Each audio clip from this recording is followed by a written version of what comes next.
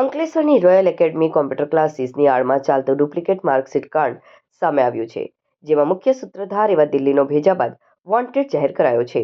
ધોરણ 10 અને 12 આઈટીઆઈની નકલી માર્કશીટ માત્ર 10 થી 15 હજારમાં બનતી હતી. દિલ્હીના ઠગ દિલ્હીથી માર્કશીટ બનાવી કુરિયર કરતા હતા. પોલીસે ડુપ્લિકેટ માર્કશીટ સહિત કોમ્પ્યુટર મળી 45,000ના મુદ્દામાલ સાથે એક આરોપીની ધરપકડ કરી હતી. અંકલેશ્વર શહેરમાં પેટ્રોલિંગમાં રહેલ સ્પેશિયલ ઓપરેશન ગ્રુપને ટીમને બોગસ માર્કશીટ અને સર્ટિફિકેટનું મસમોટું કૌભાંડ ચાલી રહ્યું હોવાની બાતમી મળી હતી અને આ કાંડ કાપોદ્રા પાટિયા પર આવેલ હેપ્પી કોમ્પ્લેક્સમાં રોયલ એકેડમી કોમ્પ્યુટર ક્લાસીસની આડમાં ધોરણ 10, 12 અને આઈટીઆઈની ડુપ્લિકેટ માર્કશીટ સર્ટિફિકેટ બનાવી આપતો હતો. ભરૂચ એસઓજીએ જે માહિતી આધારે જયેશ પ્રજાપતિના ક્લાસીસમાં દરોડો પાડ્યો હતો. ક્લાસીસમાંથી Delhi board, Gandhinagar Mahatma Gandhi vocational institute, vocational training, secondary school examination certificate, provisional national trade certificate, science, આઈટીઆઈની વિવિધ માર્કશીટ અને સર્ટિફિકેટ મળી આવ્યા હતા.